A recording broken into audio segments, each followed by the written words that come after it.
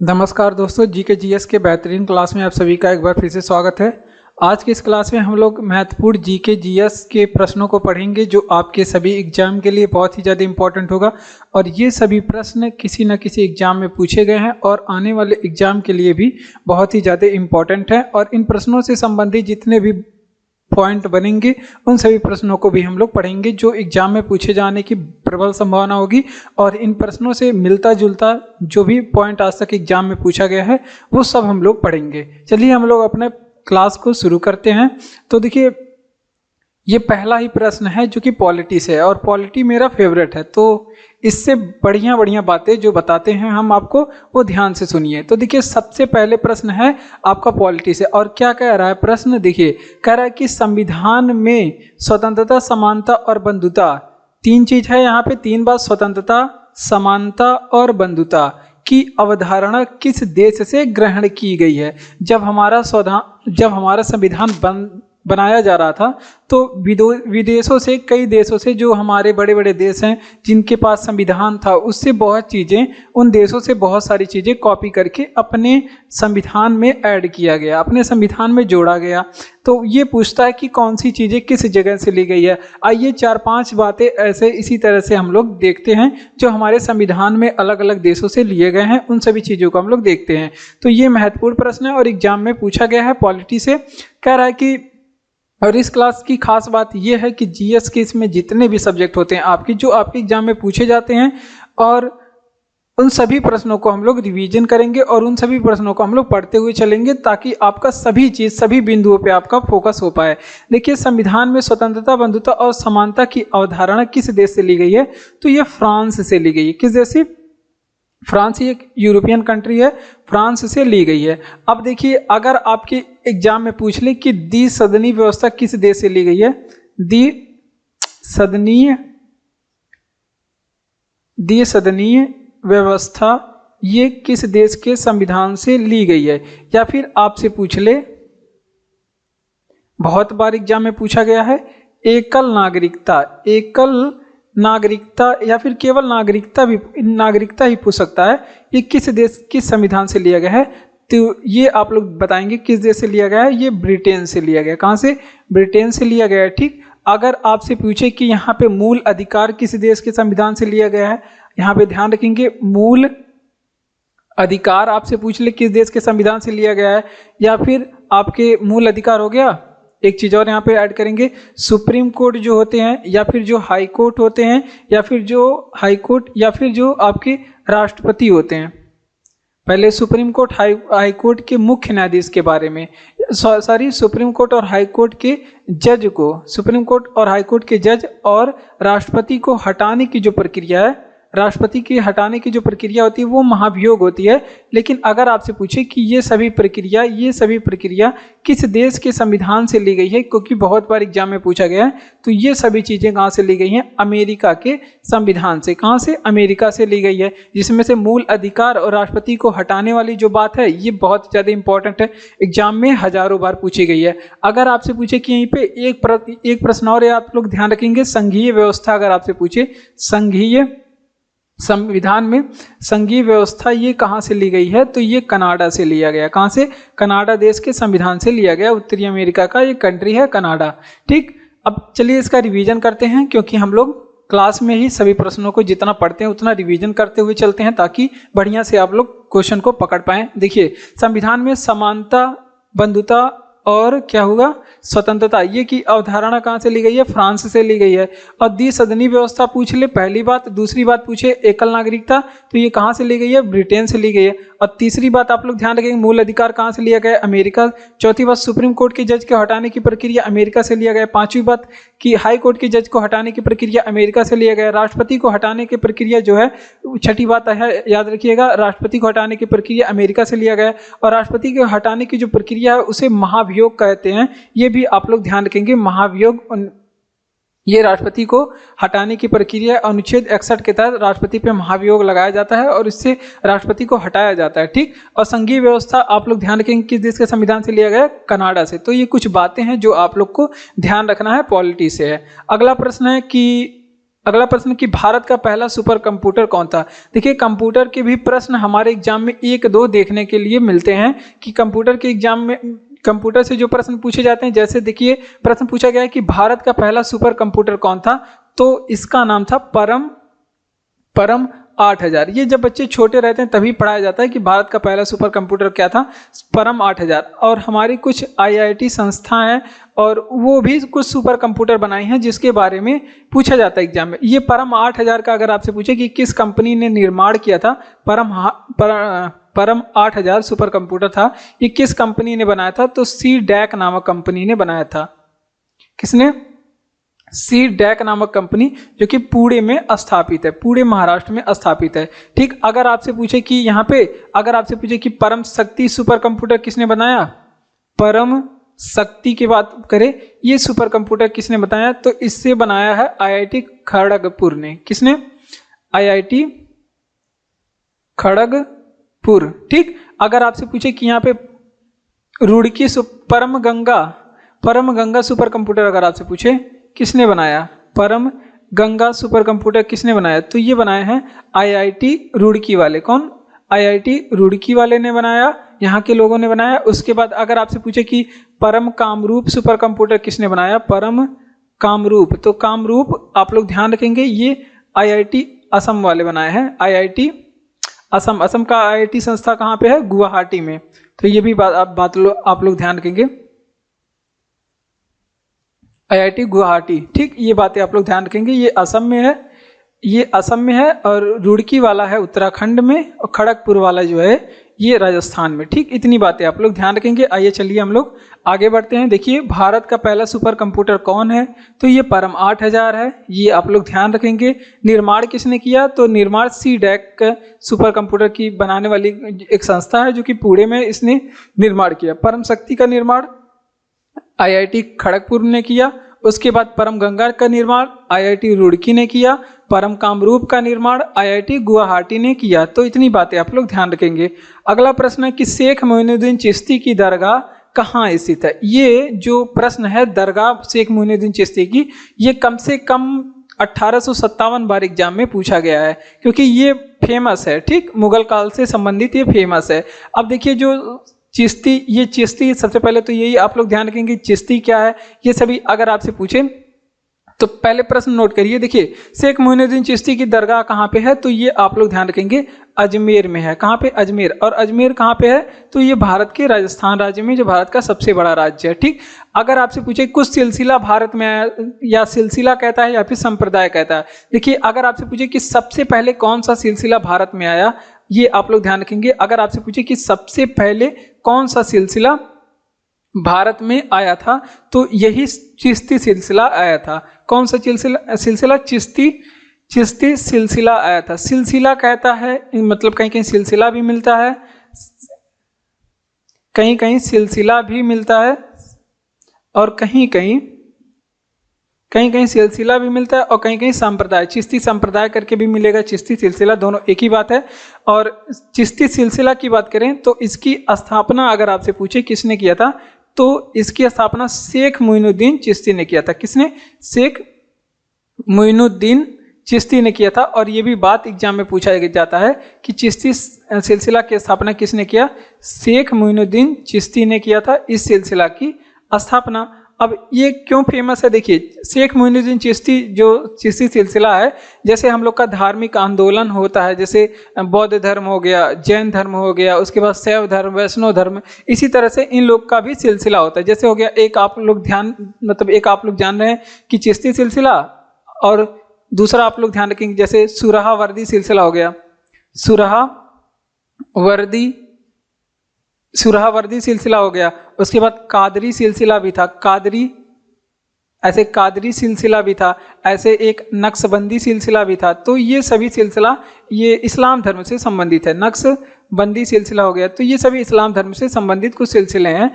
जैसे अब इसी तरह से एग्जाम में पूछता है कि शेख मोइनुद्दीन चिश्ती का दरगाह कहाँ पे है, अजमेर राजस्थान में है। सबसे पहले कौन सा संप्रदाय आया था, तो चिश्ती संप्रदाय भारत में आया। चिश्ती संप्रदाय का विस्तार सबसे पहले, चिश्ती संप्रदाय या सिलसिला ये भारत में सबसे पहले आया। स्थापना किसने किया था, ये भी बात एग्जाम में पूछा गया है, तो इसको भी आप लोग ध्यान रखेंगे। शेख मोइनुद्दीन चिश्ती ने इसकी स्थापना की थी। उसके बाद आप लोग ध्यान रखेंगे, जब ये चिश्ती सिलसिला अगर आपसे पूछ ले कि किसके साथ भारत आया था, चिश्ती सिलसिला किसके साथ अगर आपसे पूछे भारत आया था, तो मोहम्मद गोरी के साथ भारत आया था। किसके साथ, मोहम्मद गोरी के साथ में भारत आया था। जब मोहम्मद गोरी आ रहा था भारत आक्रमण करने, विदेशी आक्रमणकारी था, उसके साथ भारत में आया। ठीक, तो इतनी बातें आप लोग ध्यान रखेंगे। आइए चलिए इसका रिवीजन करते हैं कि शेख मोइनुद्दीन चिश्ती का दरगाह कहाँ पे स्थित है। अगर आपसे पूछे तो आप लोग बताएंगे कहाँ पे, अजमेर में स्थित है। अजमेर कहाँ पे है, राजस्थान में है। और सबसे पहले कौन सा सिलसिला भारत में आया था, तो चिश्ती सिलसिला आया था। किसके साथ आया था, तो मोहम्मद गोरी जी के साथ आया था। और इसकी स्थापना शेख मोइनुद्दीन चिश्ती ने किया था। अन्य संप्रदाय जैसे हो गया सुरहावर्दी संप्रदाय, कादरी सिलसिला, नक्शबंदी सिलसिला, ये सभी इस्लाम धर्म के लोगों के लिए है। तो बढ़ते हैं अपने अगले प्रश्न की ओर। अगर आपको क्लास अच्छा लग रहा हो तो लाइक करिए, चैनल को सब्सक्राइब करिए, हमारे साथ जुड़िए और भी क्लास पाने के लिए, और अपने दोस्तों तक शेयर कर दीजिए वीडियो। और आप लोग को पीडीएफ चाहिए तो टेलीग्राम चैनल का लिंक डिस्क्रिप्शन में दिया गया है, वहां आप लोग को इसका पीडीएफ मिलेगा। अगला प्रश्न फिर हैवी है, एकदम हैवी है, जो कि 1857 की क्रांति से है। क्या कह रहा है कि भारत 1857 के विद्रोह, भारत में ब्रिटिश महिलाओं को समर्पित, जो ब्रिटिश अंग्रेजन जो महिला थी उनको समर्पित एक पेंटिंग मतलब चित्रकारी, इन मेमोरियल, पेंटिंग का क्या नाम था, इन मेमोरियल, ये किसने बनाई थी। तो ये भी अलग तरह का एक है प्रश्न। देखिए इस तरह के प्रश्न एग्जाम में पूछे गए हैं, और अगर आप लोग नहीं समझ पाते किस एग्जाम में, तो एनटीपीसी 2020 का आप लोग प्रीवियस ईयर उठाकर देख लीजिएगा, आपको ये प्रश्न मिल जाएगा, उसमें ये पूछा गया था। तो देखिए ये जो पेंटिंग है ना, इस पेंटिंग के बारे में एग्जाम में पूछा गया है, क्योंकि इसको बनाए थे जोसेफ नोएल पैटन ने। किसने बनाया, जोसेफ नोएल पैटन ने इस जो है इस चित्र को बनाया था, इन मेमोरियल, जो किसको समर्पित था, वो समर्पित था ब्रिटिश महिलाओं को, अंग्रेजन के लिए बनाए थे ये। तो ये आप लोग ध्यान रखेंगे। अब 1857 का ही क्रांति है जिसके बारे में एग्जाम में प्रश्न पूछा जाता है। आइए चलिए पढ़ लेते हैं।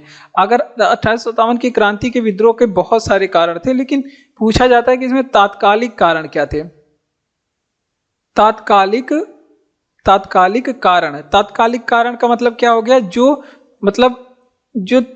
प्रेजेंट टाइम का जो समस्या था वो क्या था, तो यहाँ पे चर्बी वाले कारतूस का प्रयोग किया जा रहा था, चर्बी वाले कारतूस का प्रयोग किया जा रहा था। अब आप लोग कहेंगे कि चर्बी वाले कारतूस से क्या हो गया, तो देखिए यहाँ पे जो है, जो कारतूस थे, जो विस्फोटक था, उसमें गाय और सुअर की चर्बी का प्रयोग किया जा रहा था, गाय और सुअर की चर्बी।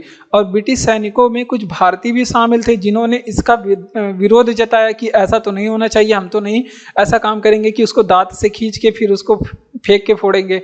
तो उसकी वजह से विद्रोह हुआ, लेकिन अंग्रेज लोग नहीं मान रहे थे, तो उसी में से कोई उठा और एक ब्रिटिश का खोपड़ी उड़ाया, फिर जाकर के 1857 की क्रांति प्रारंभ हुआ। श्री गणेश। अब है, अगर आपसे पूछे कि 1857 की क्रांति का प्रतीक क्या था, प्रतीक यानी कि सिंबल, तो इसमें प्रतीक बनाया गया था कमल एंड रोटी को। क्या बनाया गया था प्रतीक, कमल और रोटी को। यह भी बात एग्जाम में पूछा गया है, इस वजह से बताया जा रहा था। अब 1857 की क्रांति जब हुई तो इसको अलग अलग लोगों ने अलग अलग नाम दिया। जैसे अगर आपसे पूछे कि इसको स्वतंत्रता संग्राम किसने कहा, 1857 की, चलिए एक नया पेज लेके लिखते हैं। अगर 1857 की क्रांति को अगर आपसे पूछे कि स्वतंत्रता संग्राम किसने कहा था, भारत का स्वतंत्रता, इसको अगर आपसे पूछे कि इसको राष्ट्रीय स्वतंत्रता संग्राम किसने कहा था, तो इसको कहे थे राष्ट्रीय स्वतंत्रता संग्राम बीडी सावरकर ने। कौन कहा था, बीडी सावरकर ने कहा था। ठीक, बीडी सावरकर, जिसे काला पानी की सजा हुई थी, अंडमान निकोबार में काला पानी सजा वाला जेल है। अगर आपसे पूछे कि 1857 की क्रांति को सैनिक विद्रोह किसने कहा था, सैनिक विद्रोह किसने कहा था, तो ये दो लोगों ने कहा था, जिनका नाम था लॉरेंस एंड सीले। क्या नाम था, लॉरेंस एंड सीले ने इसको सैनिक विद्रोह कहा था। अगर आपसे पूछे कि 1857 की क्रांति को राष्ट्रीय विद्रोह किसने कहा था, राष्ट्रीय विद्रोह, अलग अलग नाम से सब लोग संबोधित किए थे। राष्ट्रीय विद्रोह किसने कहा था? तो वो कहते कौन कहते? डिजरायली। डिजरायली ने इसे क्या कहा था? 1857 की जो क्रांति थी वो इसे अलग अलग नामों से लोगों ने संबोधित किया। ठीक, तो ये भी बातें आप लोग ध्यान रखेंगे। चलिए आगे बढ़ते हैं। आगे क्या है? कह रहा है कि अगला प्रश्न है कि उत्तराखंड का कौन राष्ट्रीय उद्यान बाघ संरक्षित है? अब कुछ राष्ट्रीय उद्यानों के बारे में एग्जाम में पूछा जाता है कि फला राष्ट्रीय उद्यान कहाँ पे है या ये किस लिए फेमस है। तो देखिए, उत्तराखंड का एक राष्ट्रीय उद्यान है जिसका नाम है जिम कॉर्बेट नेशनल पार्क। ठीक, उत्तराखंड में एक राष्ट्रीय उद्यान है जिसका क्या नाम है? अच्छा, अभी 2 प्रश्न रह गया क्या?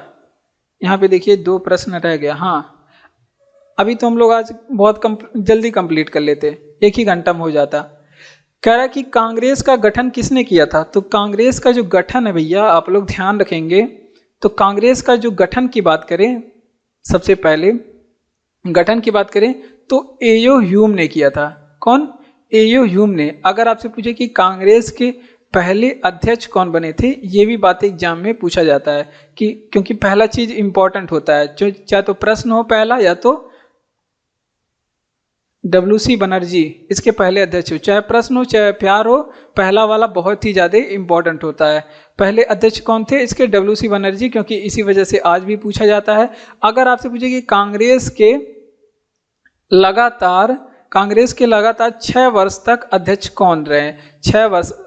6 वर्ष तक, लगातार 6 वर्ष तक अध्यक्ष कौन रहे? तो ये भी आप लोग ध्यान रखेंगे, लगातार अबुल कलाम आजाद लगातार इसके 6 वर्ष तक अध्यक्ष रहे। क्यों पूछा जाता है? क्योंकि कांग्रेस के जो अध्यक्ष रहते थे वो केवल 1 वर्ष के लिए ही होते थे, केवल 1 वर्ष के लिए होते थे, जबकि अबुल कलाम जो आजाद थे वो एक वर्ष करके लगातार 6 वर्ष तक इसके अध्यक्ष रहे।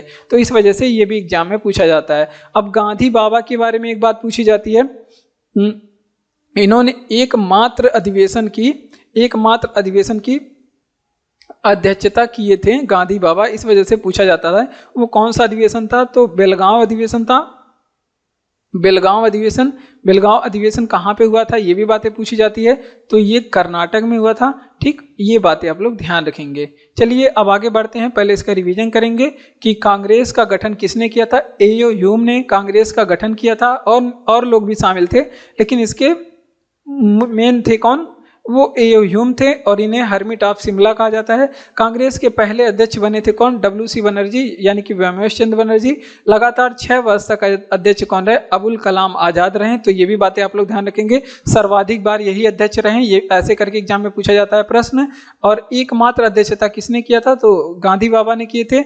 और बेलगांव अधिवेशन गांधी बाबा एकमात्र ने, गांधी जी का नाम ही नहीं लिखे यहाँ पे, गांधी जी ने एकमात्र अधिवेशन किया था। यह भी बात एग्जाम में पूछा जाता है। ठीक, और 1857 की क्रांति का तात्कालिक कारण चर्बी वाले कारतूस थे, प्रतीक इसका कमल और रोटी था। ठीक, अगला प्रश्न है कि भारत की सबसे ऊंची चोटी है? बहुत ही गजब का प्रश्न है और एग्जाम में बवाल मचाने वाला प्रश्न है, क्योंकि यहाँ पे बच्चों का प्रश्न यहाँ पे गलत होता है कि कौन भारत की सबसे ऊंची चोटी है। तो अगर आपसे सिंपल ऐसे पूछ ले कि कौन भारत की सबसे ऊंची चोटी, क्योंकि भारत की जो सबसे ऊंची चोटी है वो गार्डविन ऑस्टिन भी है। भारत की जो सबसे ऊंची चोटी है वो गार्डविन ऑस्टिन भी है, जिसको क्या बोलते हैं? K2 बोलते हैं। भारत की सबसे ऊंची चोटी कंचनजंगा भी है, ये भी बातें आप लोग ध्यान रखेंगे। भारत की सबसे ऊंची चोटी नंदा देवी भी है। क्यों ऐसे बता रहे हैं? क्योंकि देखिए, अगर सिंपल पूछे कि भारत की सबसे ऊंची चोटी कौन है, ऑप्शन में आपको गार्डविन ऑस्टिन मिल रहा है, तो आप लोग क्या लगाएंगे? Godwin Austin. लेकिन यहाँ पे एक लोचा है। जो गार्डविन ऑस्टिन है ना, ये स्थित कहाँ पे है? अगर आपसे पूछे तो ये स्थित है POK में, जिसको क्या कहते हैं? पाक ऑक्युपाइड कश्मीर। ये जो है विवादित क्षेत्र है। ये कैसा है? ये विवादित है। ये मतलब पाकिस्तान कहता है हमारी चोटी है, भारत कहता है हमारी चोटी है। तो इस वजह से ये क्लियर नहीं हो पाता कि ये भारत की सबसे ऊंची चोटी है कि पाकिस्तान की सबसे ऊंची चोटी है। तो इस वजह से, और इसकी ऊंचाई की बात करें तो 8611 मीटर जो भारत में सबसे ऊंची है। ये बातें आप लोग ध्यान रखेंगे, 8611 मीटर इसकी ऊंचाई है। तो इस वजह से ये तो हो गया बात कैंसिल। तो ये मतलब इस तरह से अगर सिंपल पूछे भारत की सबसे ऊंची चोटी कौन है तो गार्डविन ऑस्टिन हो जाएगा। अगर आपसे पूछे कि भारत की सबसे ऊंची निर्विवादित चोटी कौन सी है,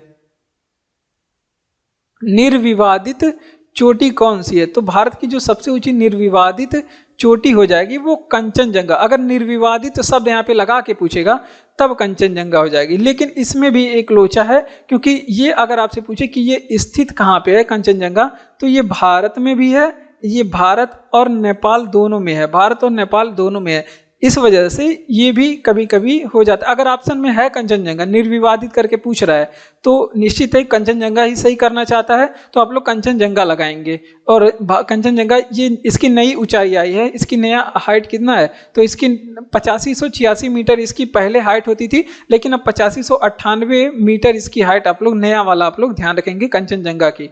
अब केवल आपसे पूछे कि पूरी तरह से भारत में स्थित है, अगर आपसे पूछे कि पूरी तरह से भारत में स्थित चोटी कौन सी है, क्योंकि पूरी तरह से तो कंचनजंगा भारत में नहीं है, क्योंकि ये भारत और नेपाल में भी हो जाता है। अगर आपसे पूछे कि पूरी तरह से भारत में स्थित सबसे ऊंची चोटी कौन सी है, तब हो जाएगा आपका नंदा देवी। और नंदा देवी कहाँ पे स्थित है, तो ये उत्तराखंड में स्थित है। कहाँ पे, उत्तराखंड में। अगर आपसे पूछे नंदा देवी की हाइट कितनी है, तो 7816 मीटर इसकी हाइट है। तो ये इसमें लोचा है, जैसे प्रश्न वैसे जवाब यहाँ पे इसका देना पड़ता है। तो देखिए भारत की जो सबसे ऊंची चोटी है ना, अगर सिंपल पूछे भारत की सबसे ऊंची चोटी, तो गार्डविन ऑस्टिन हो जाएगा भैया। 8611 मीटर इसकी ऊंचाई है, जिसका अन्य नाम K2 भी कहा जाता है। और स्थित कहाँ पे है, पाक ऑक्युपाइड कश्मीर में, लेकिन ये विवादित है। और इस वजह से अगर आपसे पूछे कि निर्विवादित सबसे ऊंची चोटी कौन है, तो कंचनजंगा आप लोग लगाएंगे। तो स्थित कहाँ पे है, ये भारत और नेपाल की सीमा में 8598 मीटर इसकी नई हाइट है। ये आप लोग ध्यान रखेंगे। कहीं कहीं पे 8586 मीटर भी इसकी हाइट मिलती है, लेकिन अब नया वाला हाइट जो है 8598 मीटर मिलता है इसका। ठीक, अगर आपसे पूछे कि भारत में स्थित, पूरी तरह से भारत में स्थित सबसे ऊंची चोटी कौन सी है, तो आप लोग बताएंगे नंदा देवी। ये कहाँ पे है, उत्तराखंड में, 7816 मीटर इसकी ऊंचाई है। तो बांके बिहारी लाल की जय। बढ़ते हैं अपने अगले प्रश्न की ओर। बहुत चिल्ला दिए। अगला प्रश्न है कि उत्तराखंड का कौन राष्ट्रीय उद्यान बाघ संरक्षित है। तो देखिए उत्तराखंड में एक तो राष्ट्रीय उद्यान है जिसका नाम है क्या, जिम कॉर्बेट नेशनल पार्क। क्या है, आप लोग ध्यान रखेंगे, जिम कॉर्बेट नेशनल पार्क, जो भारत का सबसे ऊंचा नेशनल, जो भारत का सबसे पुराना नेशनल, सबसे पहला नेशनल पार्क था, जिम कॉर्बेट उसका नाम है। और ये स्थित कहाँ पे है, ये भारत उत्तराखंड में स्थित है।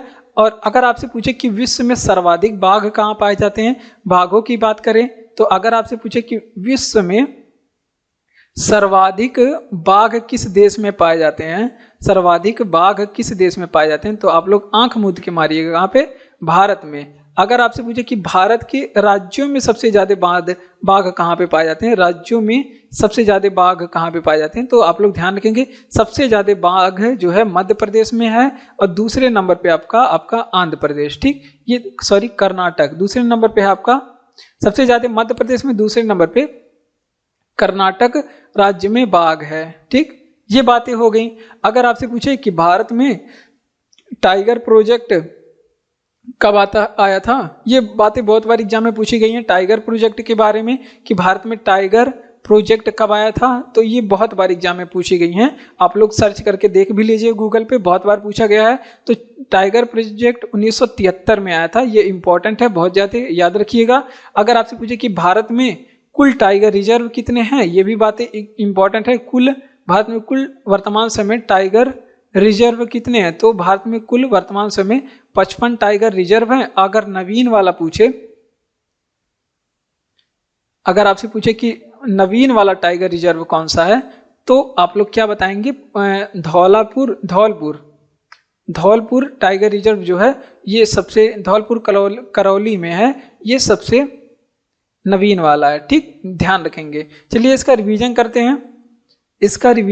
हैं। क्या है कि उत्तराखंड का कौन राष्ट्रीय उद्यान बाघ संरक्षित है, तो जिम कॉर्बेट, जिसका जो सबसे पुराना, इसका पुराना नाम हेली नेशनल पार्क, वर्तमान समय नाम हो गया है रामगंगा नेशनल पार्क।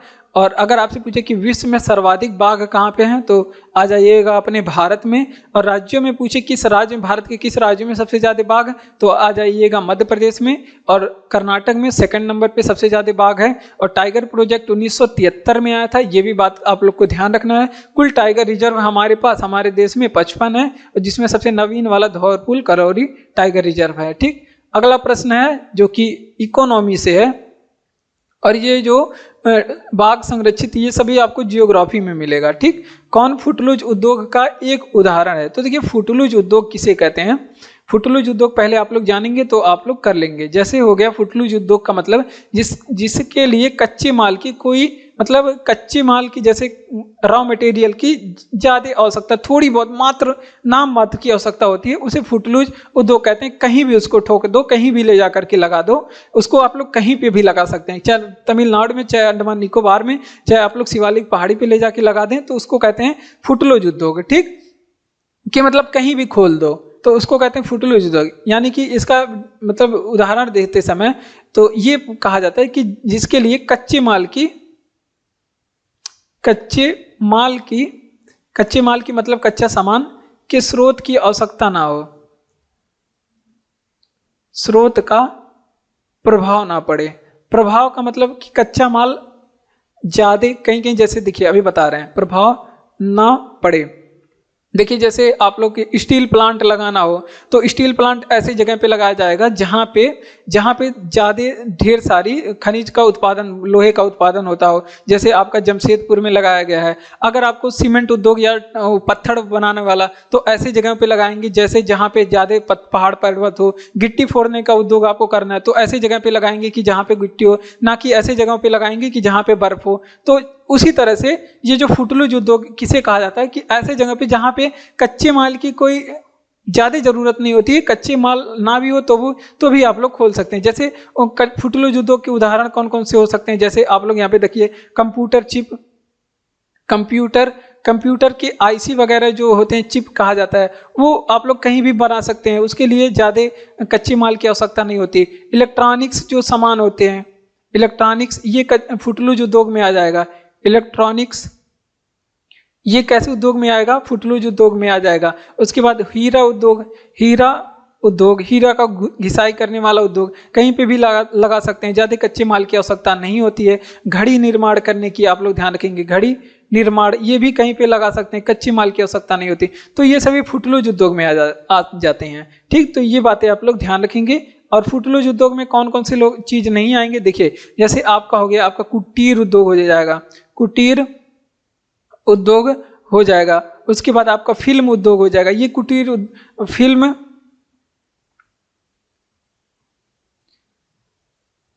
फिल्म उद्योग हो गया।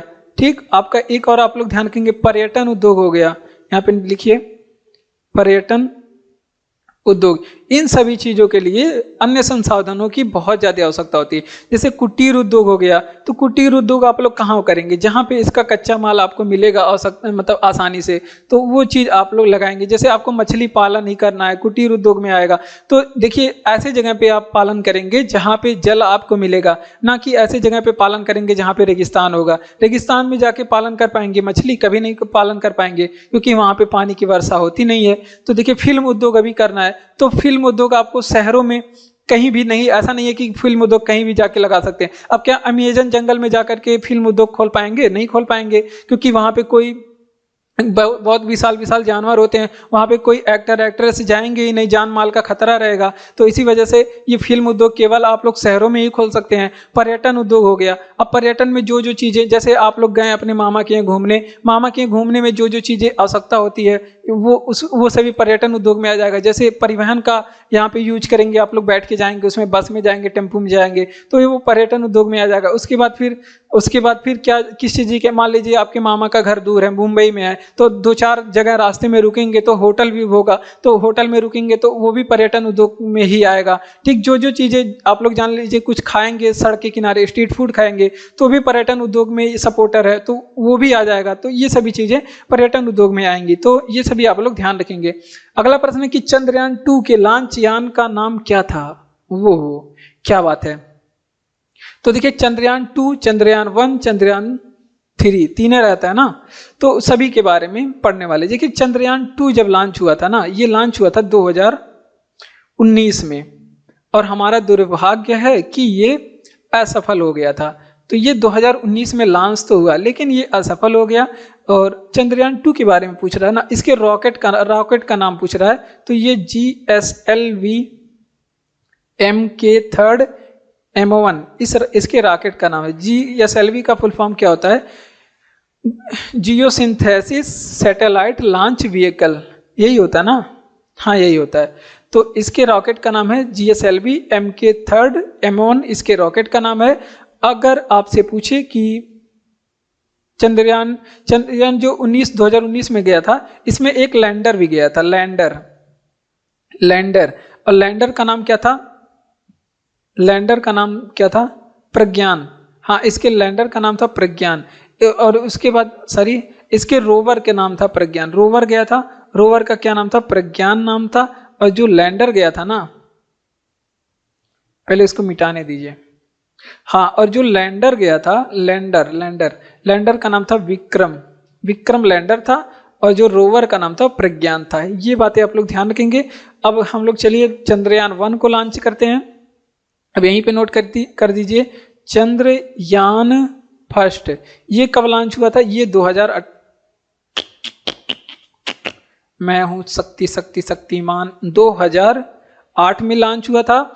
और इसके जो रॉकेट का नाम था वो था आपका, इसमें PSLV गया था, polar satellite launch vehicle, PSLV C11 इसके रॉकेट का नाम था।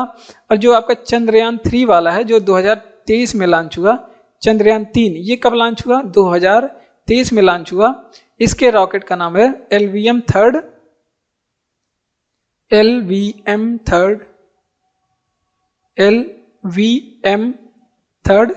M4।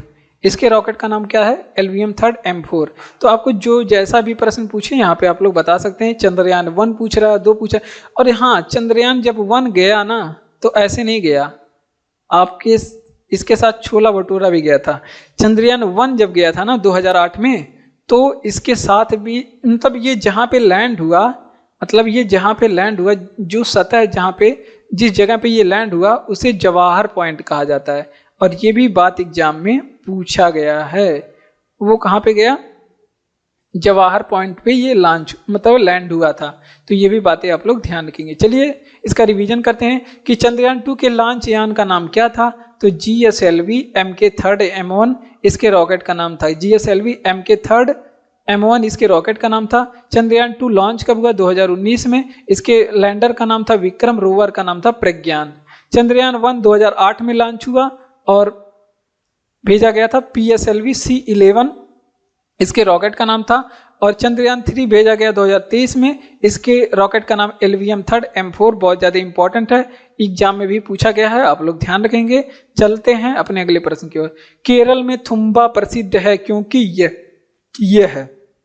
देखिए, ये हमारा जो केरल में थुम्बा है, ये भारत का पहला क्या था? पहला रॉकेट लॉन्चिंग स्टेशन था। क्या था? पहला रॉकेट लॉन्चिंग स्टेशन, मतलब जहां से रॉकेट को लॉन्च किया जाता है वो है रॉकेट लॉन्चिंग स्टेशन। तो थुम्बा जो है भारत का पहला रॉकेट लॉन्चिंग स्टेशन था। ठीक, और ये जो है, जो थुम्बा वाला है, क्यों इसे ही बनाया गया था? थुम्बा कहाँ पे है? पहले लिखो इसको। थुम्बा जो है, हाँ केरल, यहाँ पे लिखा गया है ना, केरल में है। तो देखिए, ये इसको थुम्बा को ही क्यों रॉकेट लॉन्चिंग स्टेशन? क्योंकि ये भूमध्य रेखीय इलेक्ट्रोजेट में आता है।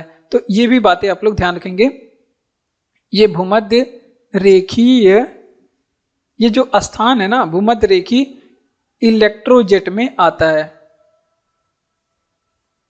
ठीक, अब भूमध्य रेखीय इलेक्ट्रोजेट क्या होता है, ये अभी मतलब दूसरे क्लास में अपने दीदी से पूछ के बताएंगे, क्योंकि वो जियोग्राफी में बहुत ही ज़्यादा, जियोग्राफी उनको बहुत ही ज़्यादा आता है। तो इस वजह से उनसे पूछ के बताएंगे आप लोग को। तब तक के लिए आप लोग वेट करिएगा।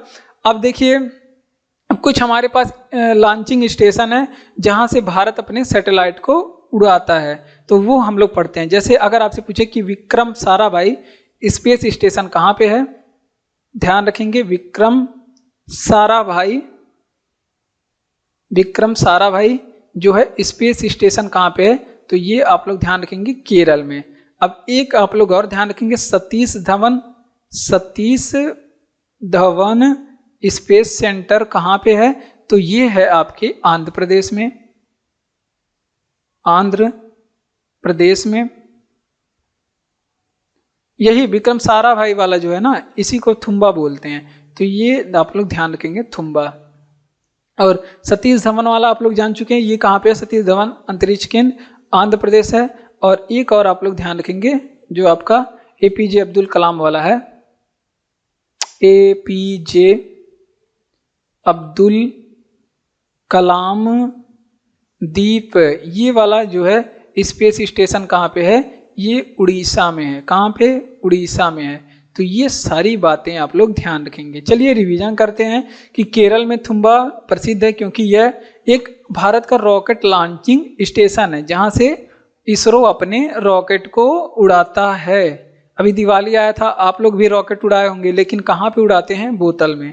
ठीक, केरल में थुम्बा प्रसिद्ध है क्योंकि ये मतलब रॉकेट लॉन्चिंग स्टेशन है, क्योंकि ये केरल वाला जो है भारत का पहला रॉकेट लॉन्चिंग स्टेशन है। पहला चीज इंपॉर्टेंट होता है, अभी हमने बताया भूमध्य रेखीय इलेक्ट्रोजेट में ये स्थान आती है, इस वजह से इसे बनाया गया है। उसके बाद विक्रम साराभाई जो स्पेस सेंटर है केरल में है, थुम्बा में। और सतीश धवन जो स्पेस सेंटर है वो आंध्र प्रदेश राज्य में है। और एपीजे अब्दुल कलाम द्वीप वाला जो है वो उड़ीसा में।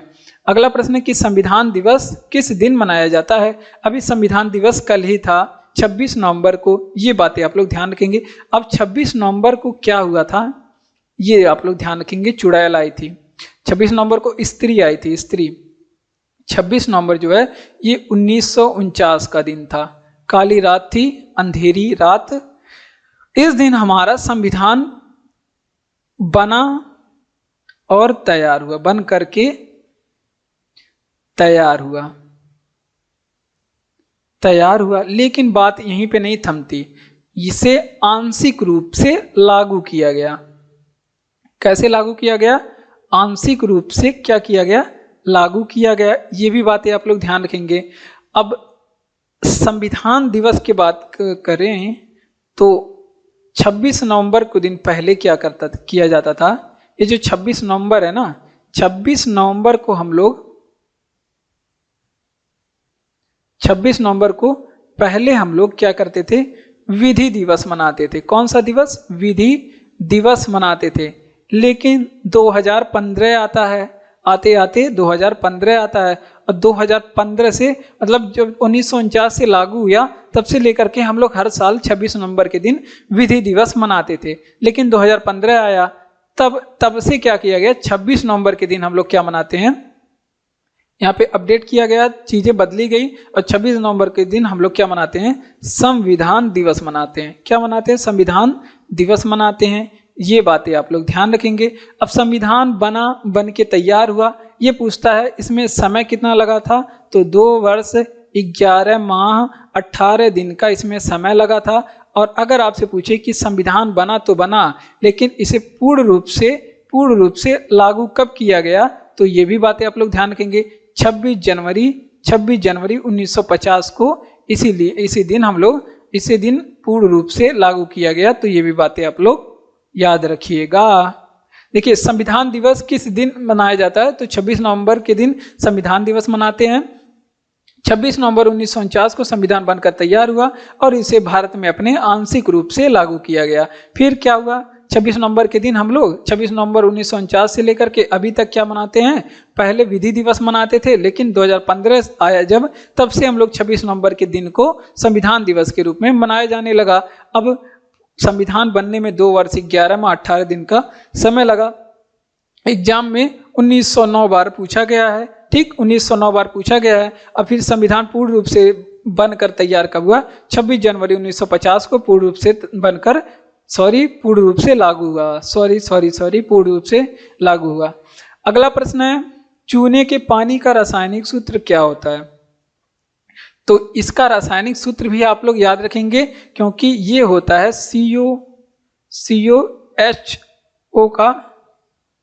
COHO का होल ट्वाइस होता है, यही होता है ना। हाँ, सॉरी CO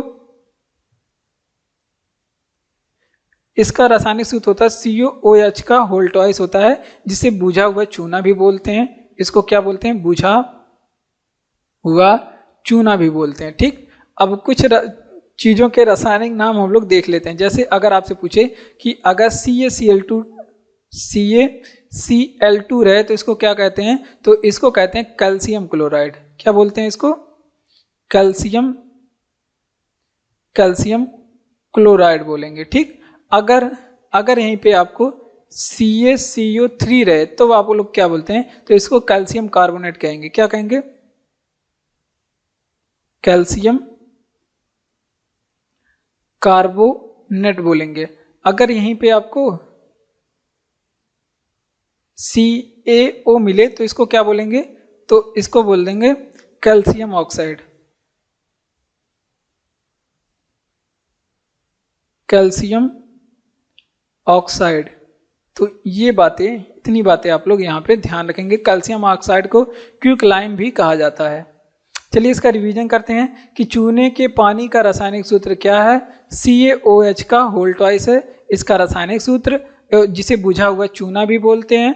अगला प्रश्न है कि CaCl2 रहे तो उसे क्या बोलेंगे? तो उसको कैल्शियम क्लोराइड कहेंगे, उसका रासायनिक सूत्र है। और CaCO3 का रहे तो कैल्शियम कार्बोनेट का रासायनिक सूत्र है। और CaO रहे तो हो गया कैल्शियम ऑक्साइड। ठीक, ये सभी बातें आप लोग ध्यान रखेंगे। अगला प्रश्न, साइमन कमीशन कितनी बार भारत आया था?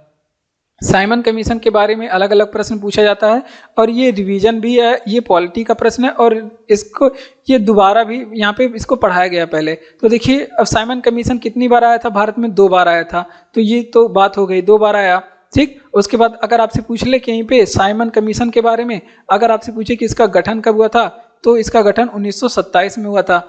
और फिर अगर आपसे पूछे कि भारत कब आया, अगर आपसे पूछे साइमन कमीशन भारत कब आया, तो ये आप लोग बताएंगे 1928 में आया था। अगर आपसे पूछे भारत में कहाँ पे आया, तो मुंबई में आया। अगर आपसे पूछे कि साइमन कमीशन के सदस्य कितने थे, तो साइमन कमीशन में सदस्य इसमें 7 थे। अगर आपसे पूछे कि साइमन कमीशन का जो था उसका अन्य नाम क्या था, क्योंकि भारत आया तो इसमें लोगों ने इसका विरोध किया, इसका अन्य नाम रखा। क्या इसको अन्य नाम क्या बनाया गया? White man commission. क्या बनाया गया?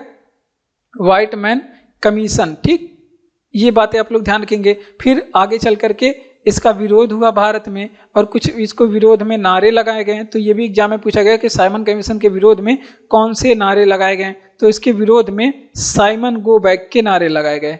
साइमन गो बैक के नारे लगाए गए।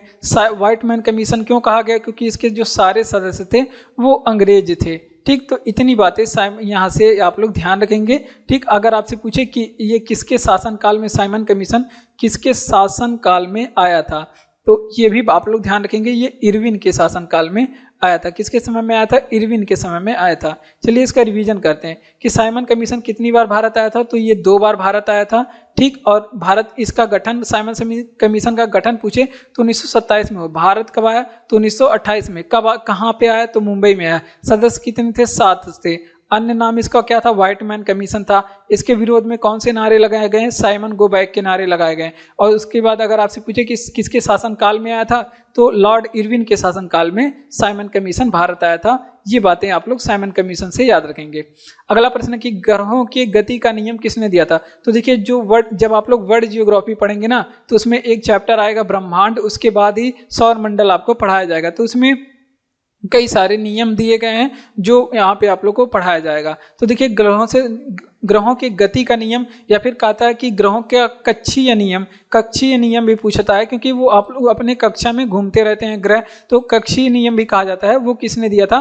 तो केपलर ने दिया था। ये बातें आप लोग ध्यान रखेंगे, केपलर ने दिया था। और सौरमंडल में अनेक ग्रहों के कुछ उपनाम है। जैसे अगर आपसे पूछे कि सौरमंडल में बौना ग्रह किसे कहा जाता है, बौना ग्रह किसे कहा जाता है, तो प्लूटो को कहा जाता है बौना ग्रह। प्लूटो को इंग्लिश में प्लूटो को इंग्लिश में प्लूटो कहते हैं, हिंदी में इसको यम ग्रह कहते हैं, लेकिन ये जो है ग्रह अब नहीं है, इसको ग्रह की श्रेणी से 2006 में अलग निकाल दिया गया। ये अब ग्रह नहीं है, तो ये आप लोग ध्यान रखेंगे, प्लूटो ग्रह नहीं है। अगर आपसे पूछे कि सौरमंडल का सबसे छोटा ग्रह कौन सा है, तो सबसे छोटा ग्रह जो है बुध ग्रह है। कौन सा छोटा ग्रह है? बुध ग्रह है।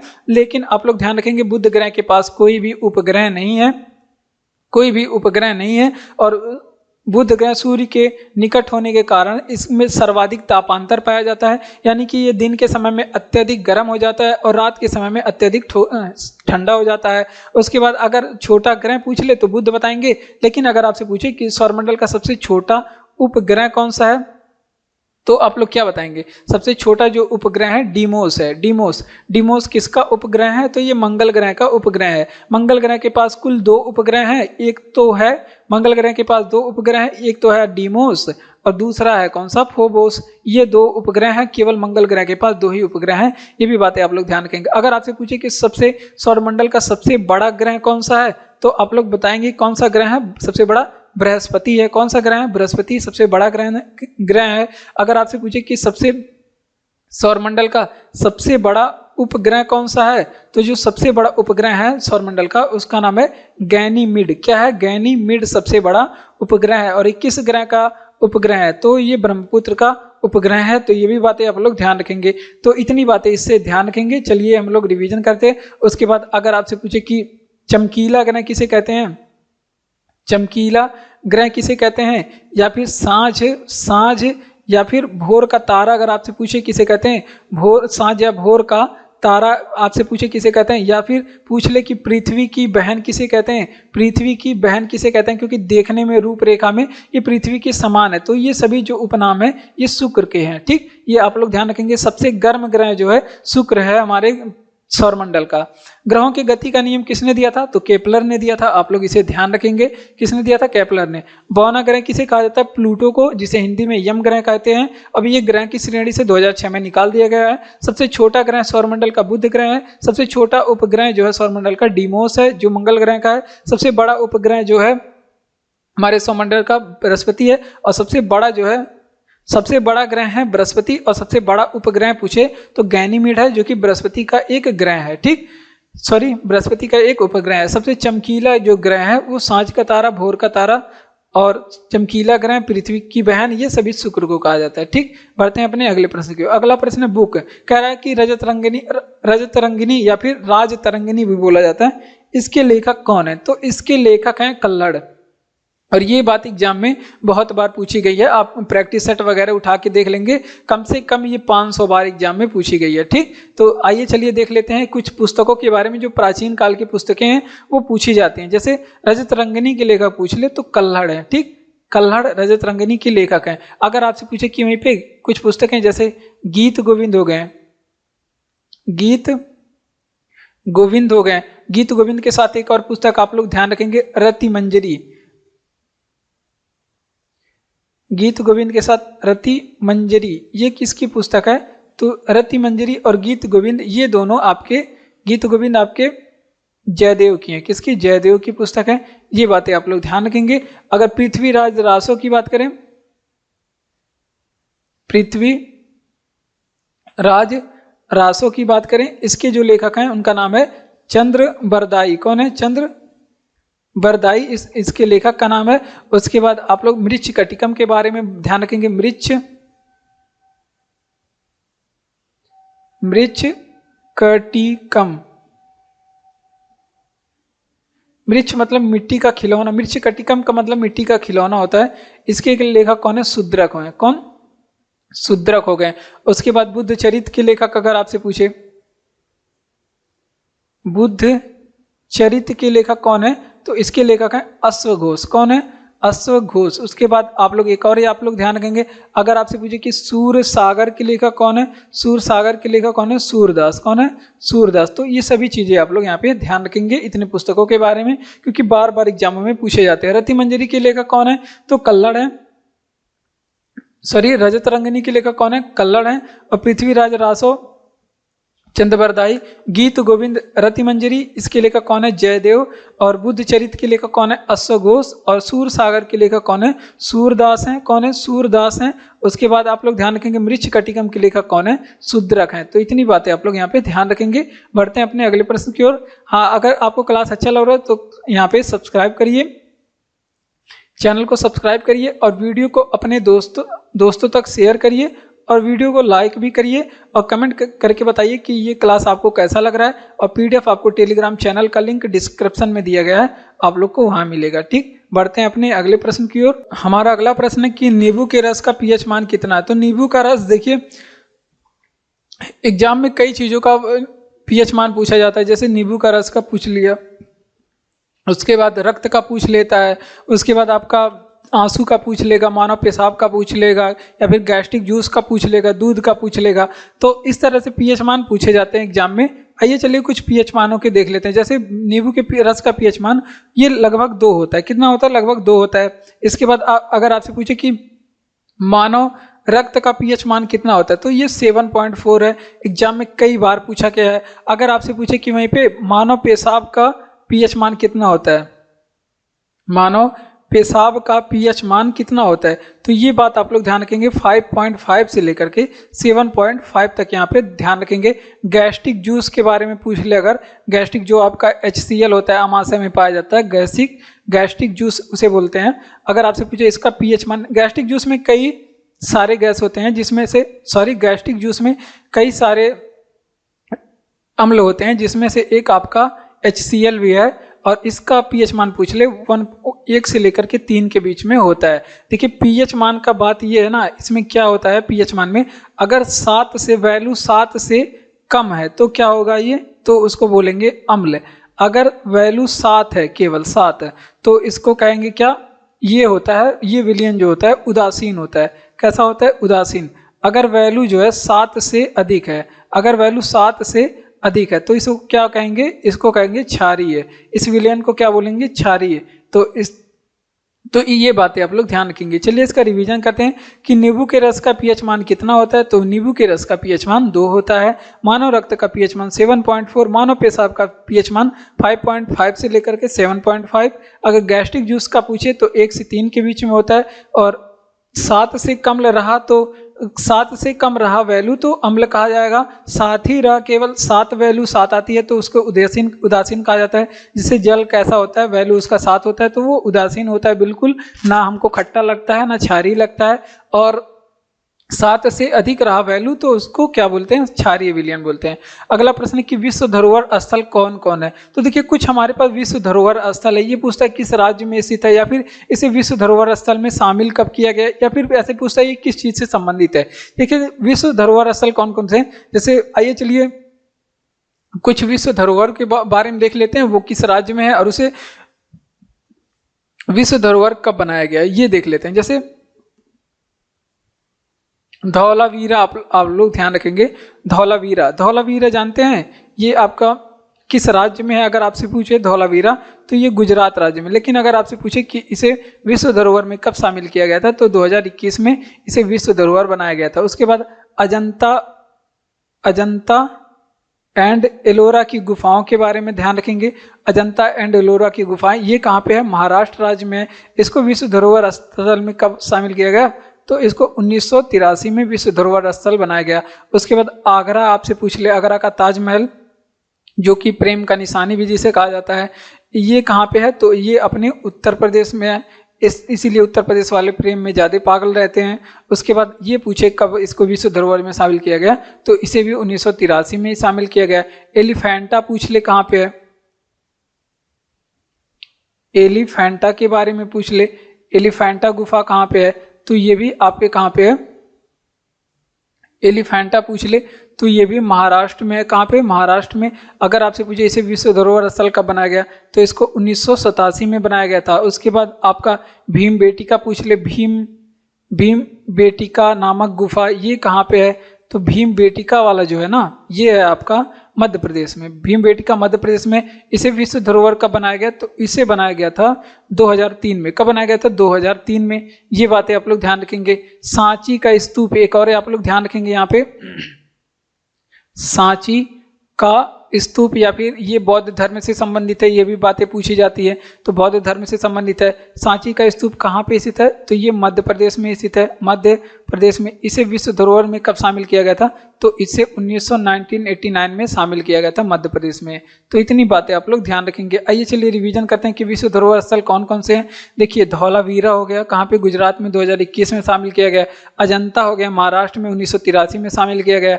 आगरा का उत्तर प्रदेश, इसको कब शामिल किया गया? 1983 में। उसके बाद जो एलिफेंटा हो गया, महाराष्ट्र में 1987 में शामिल किया गया। भीमबेटका 2003 में शामिल किया गया। बौद्ध का सांची स्तूप मध्य प्रदेश में 1989 में विश्व धरोहर स्थल में शामिल किया गया। अगला प्रश्न है कि आईपीएल का खिताब किसने जीता? जो आईपीएल 2024 वाला है, उसका खिताब किसने जीता था? तो उसका खिताब जीता कोलकाता। कौन जीता? कोलकाता, जिसे आप लोग KKR भी बोलते हैं। कोलकाता खिताब जीता। लेकिन अगर आपसे पूछे कि इसने हराया किसे हराया, तो ये हराया था हैदराबाद को। किसे? हैदराबाद को हराया था। अगर आपसे पूछे कि इसका जो आईपीएल 2024 वाला है, इसका फाइनल मैच कहाँ पे खेला गया? फाइनल मैच किस राज्य में, कहाँ पे खेला गया था? तो ये चेन्नई में खेला गया था, चेन्नई स्टेडियम में खेला गया था। अगर आपसे पूछे कि सर्वाधिक बार आईपीएल कौन कौन लोग जीते हैं, सर्वाधिक बार आईपीएल विजेता कौन कौन लोग हैं, तो यही दो लोग हैं, चेन्नई और मुंबई। ये दोनों सबसे ज्यादा बार, चेन्नई एंड मुंबई, ये दोनों लोग सबसे ज्यादा बार आईपीएल जीते हैं। और ये कहाँ पे? 5वां आईपीएल। आप लोग ध्यान रखेंगे, ये 5 बार आईपीएल दोनों जीते हैं। और इस आईपीएल 2024 में ऑरेंज कैप किसे दिया गया और पर्पल कैप किसे दिया गया था? तो ये भी बातें आप लोग ध्यान रखेंगे। ऑरेंज कैप अगर आपसे पूछे तो ये किसे दिया गया था? विराट कोहली को। किसे दिया गया था? विराट कोहली को ऑरेंज कैप दिया गया था, क्योंकि सबसे ज्यादा रन इन्होंने बनाया था। उसके बाद पर्पल कैप अगर आपसे पूछे, पर्पल कैप इस बार किसे दिया गया था? तो वो हर्षल पटेल को दिया गया था। किसे? हर्षल पटेल को दिया गया था। तो इतनी बातें आप लोग यहाँ से ध्यान रखेंगे। आइए चलिए रिवीजन करते हैं कि आईपीएल 2024 का खिताब किसने जीता था? जीता तो कोलकाता जीते हैं। और हराया किसे? हैदराबाद को हराया था। और फाइनल मैच चेन्नई के बीच में खेला गया, फाइनल मैच चेन्नई में खेला गया। सर्वाधिक बार आईपीएल विजेता चेन्नई और मुंबई इंडियंस है, चेन्नई और मुंबई इंडियंस है। ये बातें आप लोग ध्यान रखेंगे। उसके बाद अगर आपसे पूछे कि ऑरेंज कैप किसे दिया गया इस बार, तो विराट कोहली को। और पर्पल कैप किसे प्रदान किया गया? तो हर्षल पटेल को। अगला प्रश्न है कि ब्रायोफाइटा किस वनस्पति से संबंधित है? तो ये देखिए बायो के प्रश्न है। बायो के प्रश्न, बायोफाइटा जो होते हैं, जैसे आपका हो गया बायोफाइटा में कौन कौन से जीव आते हैं? जो है सहजीवी तरह के होते हैं, उभयचर होते हैं। जैसे मर्केसिया हो गया आपका, मर्केसिया, ये बायोफाइटा में आते हैं। और आपका मास हो गया, ये दोनों किस में आते हैं? बायोफाइटा में आते हैं, मर्केसिया और मास। ये इसकी ब्रायोफाइटा जो पौधे होते हैं, ये उभयचर वर्ग में आते हैं। बायोफाइटा जो है ये आप लोग ध्यान रखेंगे, उभयचर वर्ग में आते हैं। ये भी आप लोग ध्यान रखेंगे। इसमें जो है जल संवहन के लिए ऊतक नहीं पाए जाते हैं। ये बातें आप लोग ध्यान रखेंगे। जल संवहन के लिए क्या होता है? जल संवहन के लिए जल और खनिज दोनों को आप लोग लिखिए। जल और खनिज संवहन के लिए क्या होता है? इसके लिए जल और खनिज संवहन के लिए क्या होता है? ऊतक नहीं होता है। तो ये भी बातें आप लोग ध्यान रखेंगे। जल और खनिज संवहन के लिए ऊतक नहीं पाए जाते हैं। जैसे पौधे में जल संवहन के लिए जाइलम ऊतक पाया जाता है, खनिज संवहन के लिए फ्लोएम ऊतक पाया जाता है। इस तरह से ब्रायोफाइटा जो होते हैं वनस्पति, उसमें जल और खनिज संवहन के लिए कोई ऊतक नहीं पाया जाता है। अगर आपसे पूछे कि सबसे बड़ा ब्रायोफाइटा कौन सा है, सबसे बड़ा अगर आपसे पूछे कि ब्रायोफाइटा, विश्व का सबसे बड़ा ब्रायोफाइटा कौन है, ये भी इंपॉर्टेंट है और एग्जाम में ये पूछा गया है। तो ये वो है आपका डासोनिया। क्या है? ब्रायोफाइटा सबसे बड़ा जो है डासोनिया है। अगर आपसे पूछे कि सबसे छोटा ब्रायोफाइटा कौन सा है, अगर आपसे एग्जाम में पूछे सबसे छोटा ब्रायोफाइटा कौन है, तो वो है आपका जुप्सिस। क्या नाम है उसका? जुप्सिस। तो ये भी बातें आप लोग ध्यान रखेंगे। चलिए रिवीजन करते हैं कि ब्रायोफाइटा किस वनस्पति से संबंधित है। तो वो ये है, मतलब ब्रायोफाइटा किस वनस्पति से संबंधित है? तो दो वनस्पति का नाम आप लोग ध्यान रखेंगे, एक मर्केसिया, एक मास। ये ब्रायोफाइटा से संबंधित है। और ब्रायोफाइटा में डासोनिया भी आएगा, जुप्सिस भी आएगा। अगर आपसे पूछे कि उभयचर वर्ग में ये आते हैं ब्रायोफाइटा, इसमें जल और खनिज संवहन के लिए ऊतक नहीं पाए जाते, ये भी बातें आप लोग ध्यान रखेंगे। और सबसे बड़ा जो ब्रायोफाइटा होता है वो डासोनिया होता है, और दूसरा सबसे छोटा ब्रायोफाइटा जो होता है जुप्सिस होता है। ठीक, इंटेल कोर i9 किसका एक प्रकार है? तो देखिए, इंटेल कोर जो i9 होता है ना, ये कंप्यूटर के प्रोसेसर होते हैं, और वो भी बात एग्जाम में पूछे जाते हैं। ये क्या होते हैं? कंप्यूटर के प्रोसेसर होते हैं। दो तरह के प्रोसेसर हमने आपको बताया था, दो तरह के कंप्यूटर के प्रोसेसर हमने आपको बताया था। एक बताया था इंटेल, एक इंटेल बताया था जिसके वर्जन होते हैं i3 होता है, जैसे i3 होता है, i5 होता है, i7 होता है और i9 होता है। i9 ये इस तरह से इंटेल के वर्जन होते हैं, इंटेल के वर्जन होते हैं। ठीक, और एक इंटेल होता है, एक AMD होता है। ये दो मुख्य प्रोसेसर का नाम आप लोग याद रखेंगे, एक इंटेल और एक आपका AMD। ये दोनों प्रोसेसर का नाम याद रखेंगे। अगर आपसे पूछे कि कंप्यूटर के यूनिट के बारे में, तो कंप्यूटर का जो प्रोसेसर यूनिट होता है वो भी पूछा जाता है। कंप्यूटर के प्रोसेसर यूनिट के बारे में भी पूछा जाता है। अगर देखिए प्रोसेसर एक लगा रहा है, अगर किसी कंप्यूटर में केवल एक कोर लगा रहा है, एक कोर, तो उसको बोलते हैं सिंगल कोर प्रोसेसर। क्या बोलते हैं? सिंगल कोर बोलते हैं। ठीक, सिंगल कोर प्रोसेसर। अगर दो कोर लगा रहा है तो क्या बोलते हैं? Dual core. क्या बोलते हैं? ड्यूअल कोर प्रोसेसर बोलते हैं। अगर उसी में 4 कोर लगा रहे, किसी कंप्यूटर में 4 कोर लगा रहे, तो उसको क्या बोलेंगे? 4 कोर वाले को क्वाड कोर बोलेंगे। क्या बोलेंगे?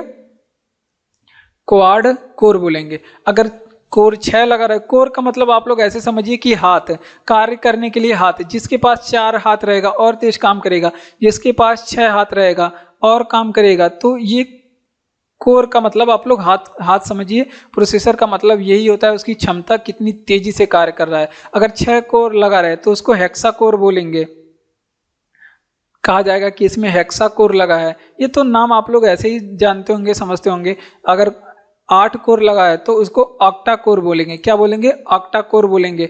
तो इस तरह से कोर लगे होते हैं कंप्यूटर में, ये भी बातें आप लोग ध्यान रखेंगे। अगर 8 हाथ लगा हो तो बहुत तेजी से काम करेगा।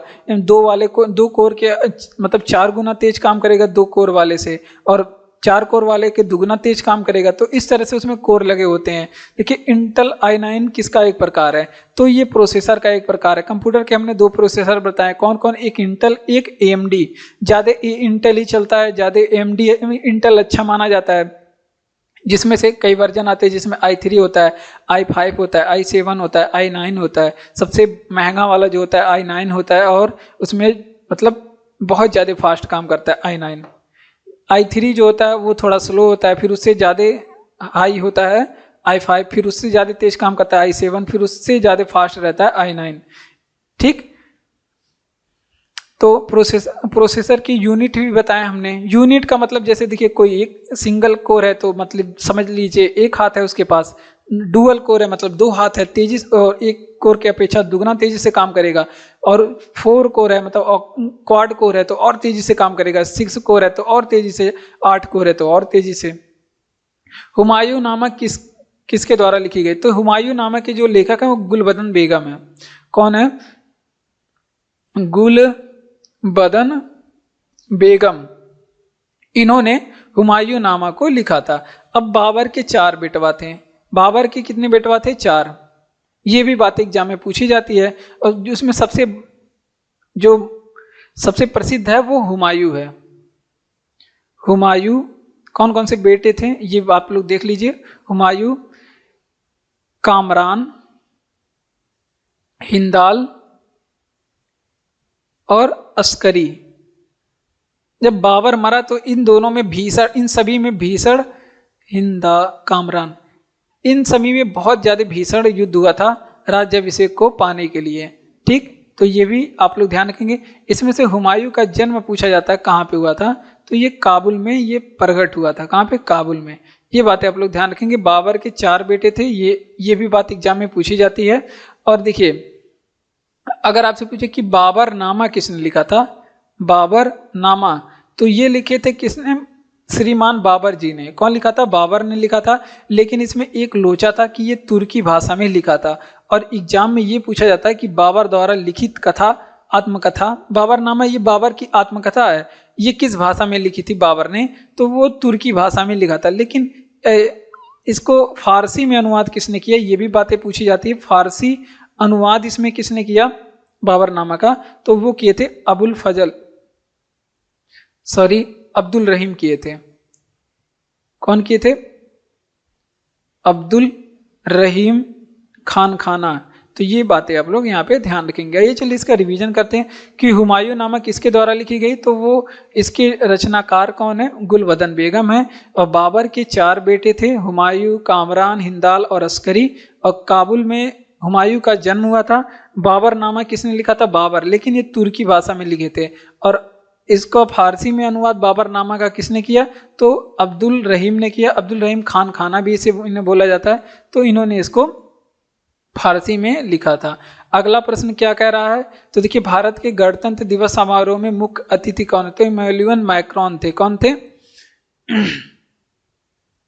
इमैनुअल मैक्रोन ही नहीं, मैक्रोन यहाँ के मुख्य अतिथि थे इस बार, जो कि कहाँ के थे, फ्रांस के राष्ट्रपति थे। कौन है ये, फ्रांस के राष्ट्रपति हैं। ये भी बातें आप लोग ध्यान रखेंगे। और जो पहला हमारा गणतंत्रता दिवस था, ये भी बातें आप लोग ध्यान रखेंगे। अगर आपसे पूछे पहले गणतंत्रता दिवस में भारत ने किसे बुलाया था, तो सुकार्नो को बुलाया थे। सुकार्नो जो कि कहाँ से है, इंडोनेशिया के राष्ट्रपति थे। कहाँ के, इंडोनेशिया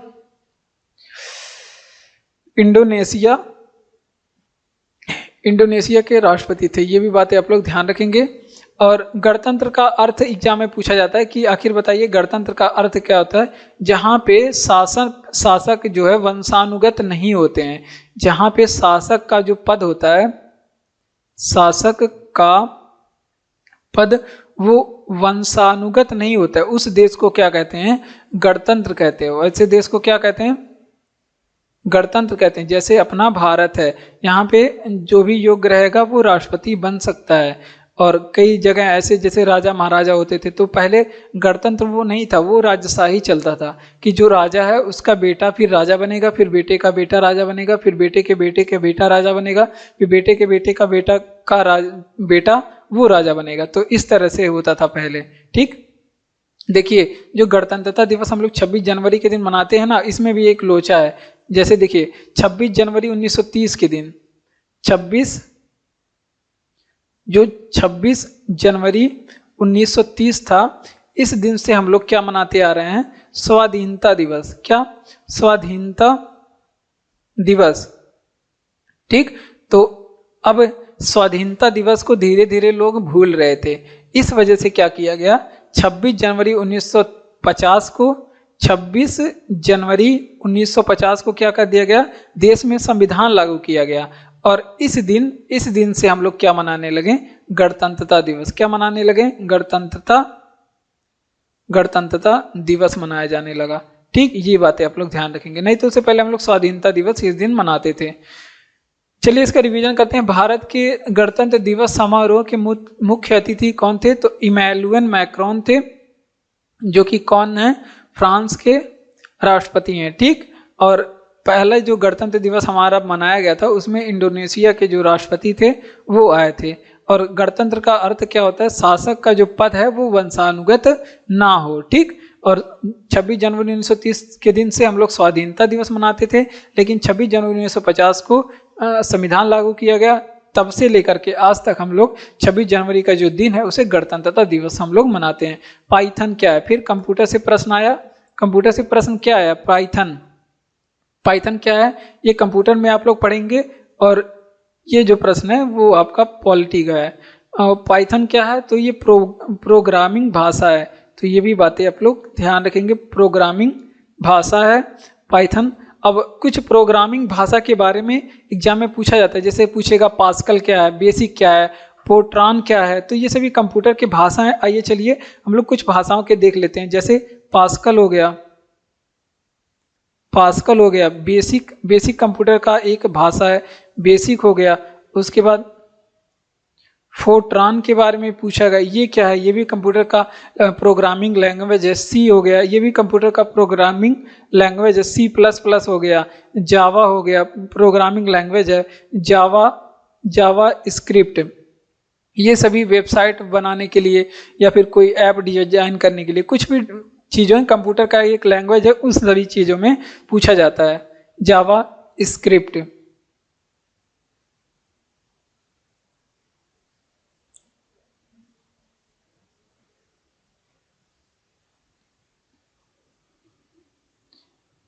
जावा स्क्रिप्ट हो गया। तो ये सभी जो है कंप्यूटर लैंग्वेज है, आप लोग इसे भी आप लोग ध्यान रखेंगे। जैसे देखिए पाइथन क्या है, प्रोग्रामिंग भाषा। पास्कल क्या है, प्रोग्रामिंग भाषा है। बेसिक क्या है, प्रोग्रामिंग लैंग्वेज है। फोर्ट्रान क्या है, programming language. C plus plus, JavaScript, ये सभी क्या है, प्रोग्रामिंग लैंग्वेज है। कौन एक सुपरसोनिक क्रूज मिसाइल है। सुपरसोनिक क्रूज मिसाइल जो भारत में है उसका नाम क्या है, ब्रह्मोस। उसका क्या नाम है, ब्रह्मोस। ये हमारे पास सुपरसोनिक क्रूज मिसाइल है और भारत और रसिया मिलकर के भारत एंड रूस मिलकर के इसे बनाया है। और इसके बारे में आप लोग ध्यान रखेंगे, मारक क्षमता के बारे में। अगर आपसे पूछे कि इसकी मारक क्षमता कितनी है, तो 290 किलोमीटर, 190, इसकी जो मारक क्षमता है ना वो 290 किलोमीटर है। कितना, 290 किलोमीटर। ये भी बातें आप लोग ध्यान रखेंगे। और धनुष, कुछ हमारे पास बैलिस्टिक मिसाइल हैं। और पृथ्वी, ये पूछता है कि सरफेस टू सरफेस मार करती हैं कि सरफेस टू एयर करती हैं या फिर एयर टू एयर, इस तरह से भी पूछा जाता है। तो ये जमीन, धनुष और जो पृथ्वी है, ये दोनों जमीन से जमीन पे मार करने वाली बैलिस्टिक मिसाइल है। बैलिस्टिक का मतलब जो मिसाइल को ले करके जाती है वहां पे छोड़ती है, वहां पे ब्लास्ट होता है।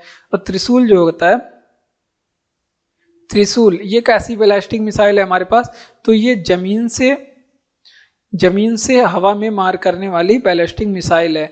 और जो हमारे पास नाग है, नाग, वो एंटी टैंक गाइडेड मिसाइल है। एंटी टैंक रोधी मिसाइल ऐसे करके लिखिए, एंटी टैंक रोधी मिसाइल है। ये भी आप लोग ध्यान रखेंगे, टैंक रोधी मिसाइल ऐसे करके भी मिल जाएगा। एंटी का मतलब ही तो है विरोध करने वाला। ठीक, चलिए हम लोग इसका रिवीजन करते हैं कि कौन एक सुपरसोनिक क्रूज मिसाइल है। ये देखिए, ये सभी प्रश्न जब आप लोग साइंस और टेक्नोलॉजी पढ़ेंगे, कहाँ गया, हाँ, साइंस एंड टेक्नोलॉजी, उसमें आप लोग को पढ़ाया जाएगा कौन। और ये एग्जाम में पूछा गया प्रश्न है कि कौन एक सुपरसोनिक क्रूज मिसाइल है। तो भारत का जो ब्रह्मोस है, जिसका निर्माण भारत और रूस, भारत का डीआरडीओ और रूस का एनपीओ कोई संस्था है जो मिसाइल वगैरह बनाती है, वो दोनों मिलकर करते हैं। और इसका निर्माण जो है 2000, मतलब मारक क्षमता जो है 290 किलोमीटर है। और कुछ मिसाइलों के बारे में, जैसे धनुष जो है, धनुष और पृथ्वी, ये दोनों जमीन से जमीन पे मार करने वाली बैलिस्टिक मिसाइल है। त्रिशूल जो है जमीन से हवा में मार करने वाली भारत की बैलिस्टिक मिसाइल है।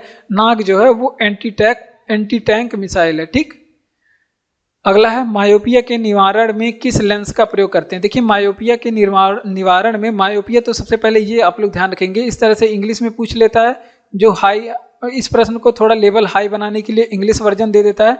तो ये निकट दृष्टि दोष को कहा जाता है। मायोपिया किसे कहा जाता है, निकट दृष्टि दोष को कहा जाता है। लेकिन इसके निवारण के लिए किस लेंस का प्रयोग किया जाता है, तो आप लोग जानते हैं कि निकट दृष्टि दोष में अवतल लेंस का प्रयोग करते हैं। किस लेंस का, अवतल लेंस का प्रयोग करते हैं।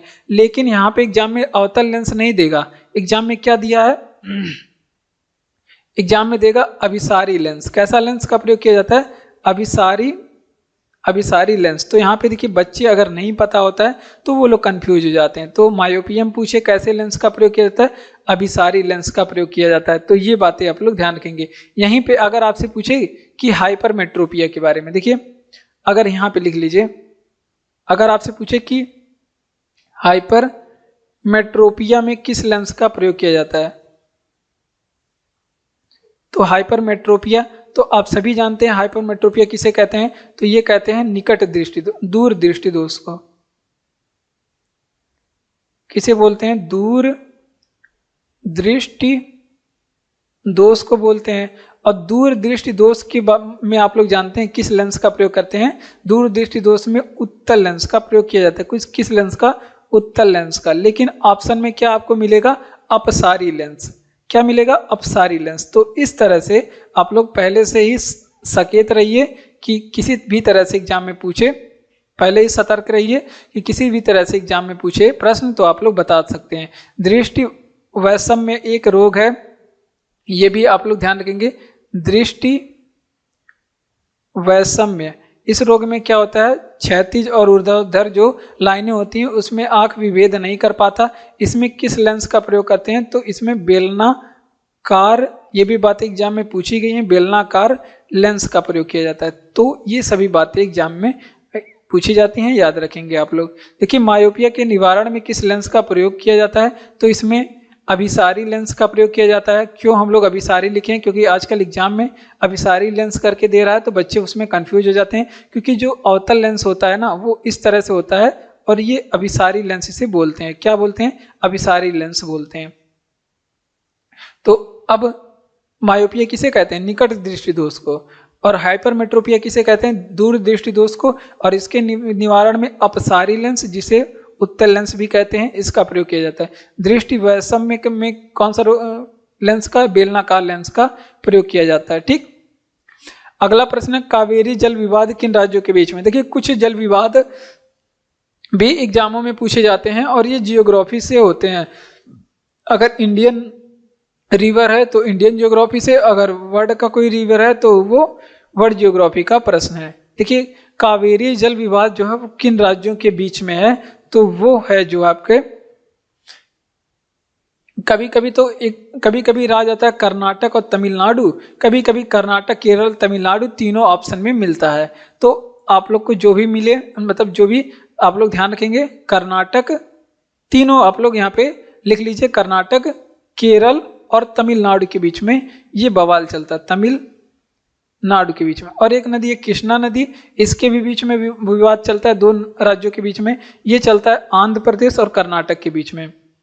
कृष्णा नदी विवाद अगर आपसे पूछे किसके बीच में चलता है तो ये आंध्र प्रदेश, साउथ की नदियां हैं, आंध्र प्रदेश और कर्नाटक के बीच में इसमें विवाद चलता है। ठीक, ये भी बातें आप लोग ध्यान रखेंगे। और अगला प्रश्न आप लोग ध्यान रखेंगे, कृष्णा हो गया का विवाद, हाँ सिंधु जल समझौता अगर आपसे पूछे, सिंधु जल विवाद, इसमें अब समझौता हो गया 1960 में, लेकिन आप लोग ध्यान रखेंगे कि सिंधु जल विवाद किन देशों के बीच में है? तो ये है आपके भारत और आपका जो पड़ोसी देश है वो है आपका कौन? पाकिस्तान। ये भारत और पाकिस्तान के बीच में सिंधु जल विवाद। उसके बाद आपका हो गया, ये इतनी जल विवादों के बारे में ध्यान रखेंगे। कावेरी के बारे में थोड़ी सी देख लेते हैं, क्योंकि कावेरी जल विवाद हमारा मुख्य प्रश्न है। तो कावेरी नदी के बारे में हम लोग थोड़ा सा पढ़ेंगे। अगर आपसे पूछे कि ये उद्गम कहाँ से होता है, कावेरी नदी का जो है उद्गम कहाँ से होता है, तो ये ब्रह्मगिरी की पहाड़ी से निकलती है, ब्रह्मगिरी की पहाड़ी से निकलती है। और ब्रह्मगिरी की पहाड़ी कहाँ पे? कर्नाटक। अगर आपसे पूछे कि कावेरी नदी मुहाना कहाँ पे बनाती है, तो देखिए मुहाना की बात है तो वो पश्चिम साइड से निकलती है, पश्चिम साइड से निकल करके पूर्व की ओर बहते हुए मुहाना कहाँ पे बना लेती है? बे ऑफ बंगाल में, बे ऑफ बंगाल में अपना मुहाना बना लेती है। आइए चलिए इसका रिवीजन करते हैं कि कावेरी जल विवाद किन राज्यों के बीच में है? तो कर्नाटक और तमिलनाडु और केरल, इन तीनों राज्यों के बीच में कावेरी जल विवाद है। कृष्णा नदी जल विवाद अगर आपसे पूछे तो आंध्र प्रदेश और कर्नाटक के बीच में चलता है। सिंधु जल विवाद तो भारत और पाकिस्तान के बीच में है। और कावेरी नदी का उद्गम पूछ रहे तो ब्रह्मगिरी पहाड़ी कर्नाटक में, और मुहाना कहाँ पे बनाती है? तो बंगाल की खाड़ी में। गीत गोविंद किसने लिखा था? तो गीत गोविंद एक पुस्तक है जिसके लेखक कौन है? जयदेव। ये हम लोग पढ़ चुके हैं, अभी पढ़े हैं। तो आइए चलिए कुछ पुस्तकों के बारे में पढ़ लेते हैं। तो गीत गोविंद के लेखक कौन है? जयदेव। अगर आपसे पूछे कि महाभारत किसने लिखी थी, महाभारत किसने लिखी थी, तो आप लोग बताएंगे कौन? वेद व्यास ने लिखा था। किसने? वेद व्यास ने महाभारत लिखा था। अगर आपसे पूछे कि रामायण किसने लिखा था, रामायण, तो ये आप लोग ध्यान रखेंगे महर्षि वाल्मीकि ने रामायण लिखा था। किसने? महर्षि वाल्मीकि ने क्या लिखा था? रामायण लिखा था। उसके बाद अगर आपसे पूछे कि अर्थशास्त्र किसने लिखा था, तो अर्थशास्त्र नामक पुस्तक चाणक्य ने लिखा था। चाणक्य जिसे विष्णुगुप्त और कौटिल्य भी कहा जाता है, चाणक्य ने लिखा था। और एक पुस्तक का बुद्ध चरित के बारे में हमने बताया, कौन लिखे थे? बुद्ध चरित। तो चलिए ये आप लोग कमेंट बॉक्स में हमें बता दीजिए, क्योंकि हम इसको बता चुके हैं। अगर आपसे पूछे कि महाभाष्य ग्रंथ किसने लिखा था,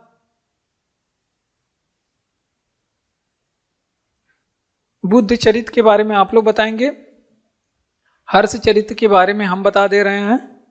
हर्ष चरित किसने लिखा था? तो ये लिखे थे बाणभट्ट ने। कौन? बाणभट्ट लिखे थे। ठीक, ये बातें आप लोग ध्यान रखेंगे। अगर आपसे पूछे कि महाभाष्य ग्रंथ किसने लिखा था, महाभाष्य ये किसने लिखा था? तो ये पतंजलि ने लिखा था। किसने? पतंजलि ने लिखा था। तो इतनी बातें आप लोग ध्यान रखेंगे। चलिए रिवीजन करते हैं कि गीत गोविंद किसने लिखा था? तो जयदेव ने लिखे थे। कौन लिखे थे? गीत गोविंद जयदेव। महाभारत किसने लिखा था? वेद व्यास। अगर आपसे पूछे कि रामायण किसने लिखा था? वाल्मीकि ने। महाभाष्य किसने लिखा था? पतंजलि ने। और अर्थशास्त्र चाणक्य, विष्णुगुप्त, कौटिल्य, तीनों उन्हीं का नाम है। और बुद्ध चरित आप लोग कमेंट बॉक्स में बताएंगे। हर्ष चरित कौन लिखा था? बाणभट्ट लिखे थे। बढ़ते हैं अपने अगले प्रश्न की ओर। अगला प्रश्न हमारा कि भारत में सांप्रदायिक चुनाव प्रणाली सबसे पहले किसके द्वारा शुरू की गई? तो देखिए सांप्रदायिक जो निर्वाचन प्रणाली थी, यानी कि संप्रदाय के हिसाब से, मान लीजिए मुस्लिम संप्रदाय अलग वोट करेंगे, हिंदू संप्रदाय अलग वोट करेंगे, इसका अर्थ ये होता है सांप्रदायिक चुनाव प्रणाली। तो देखिए 1919 में आया था मार्ले मिंटो, 1909 में आया था, सॉरी, मार्ले मिंटो एक्ट आया था। ये चीज आप लोग, ये प्रश्न कब का है? ये इंपॉर्टेंट प्रश्न है, पॉलिटी का है। जब आप लोग पॉलिटी भारत का संवैधानिक विकास पढ़ते हैं तो उसमें ये चीजें पढ़ाई जाती हैं। तो 1919 में आया था। कब आया था? 1909 में आया था। बार बार 1919 निकल जा रहा है क्योंकि चौरी चौरा कांड हुआ था 1919 में। रॉलेट एक्ट आया था 1900, असहयोग खिलाफत आंदोलन शुरू हुआ था। तो इन सब चीजें 1919 से संबंधित है। तो देखिए मार्ले मिंटो एक्ट जो है वो 1909 में आया था। तो इसमें क्या किया गया? मुसलमानों के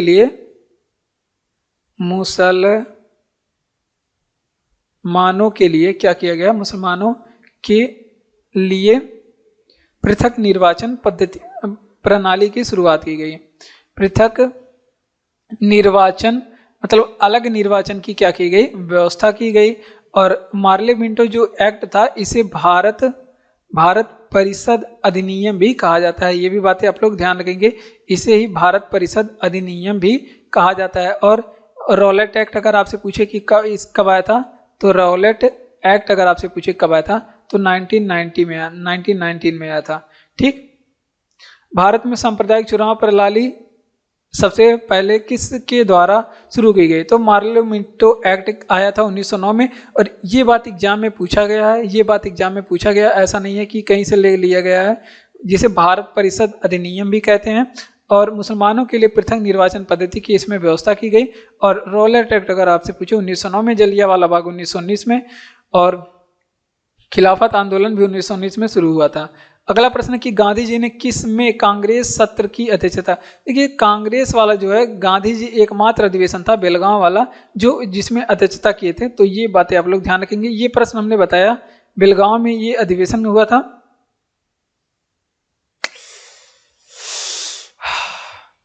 बेलगांव में अधिवेशन हुआ था।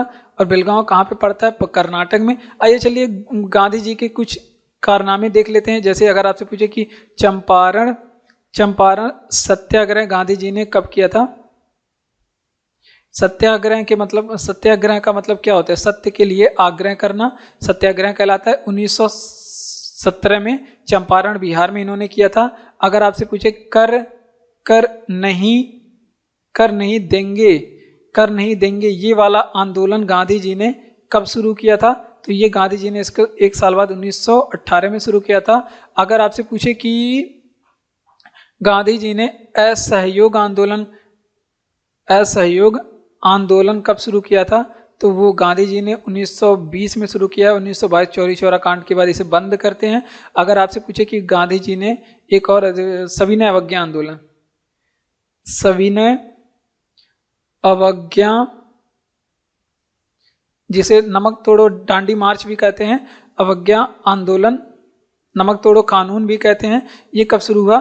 तो ये 1930 में शुरू किए थे, 2 बार ये चला था। तो इतनी बातें आप लोग ध्यान रखेंगे। आइए चलिए इसका रिवीजन करते हैं कि गांधी जी ने किस में कांग्रेस सत्र की अध्यक्षता की। बिलगांव कर्नाटक एकमात्र ऐसा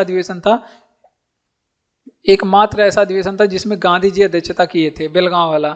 ठीक, ये बात एग्जाम में खासकर पॉइंट करके पूछता है। और ये कहाँ का प्रश्न है भाई? ये कर्नाटक, ये जो है पॉलिटी का प्रश्न, modern history, sorry modern history का प्रश्न है। चंपारण सत्याग्रह 1917 में हुआ था, और कर नहीं देंगे आंदोलन 1918 में, असहयोग आंदोलन 1920 में, सविनय अवज्ञा आंदोलन 1930 में। कैबिनेट मिशन किस वर्ष में आया था? देखिए कैबिनेट मिशन जो है 1946 में आया था। कैबिनेट मिशन कब आया? 1946 में। और इसके सदस्य कितने थे कैबिनेट मिशन में? 3। कौन कौन थे? पैंथिक लॉरेंस थे, पैंथिक लॉरेंस।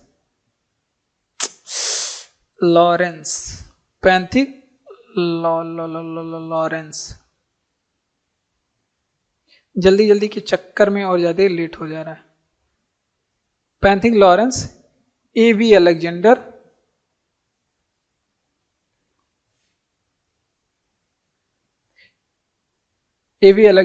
और स्टेफोर्ड क्रिप्स।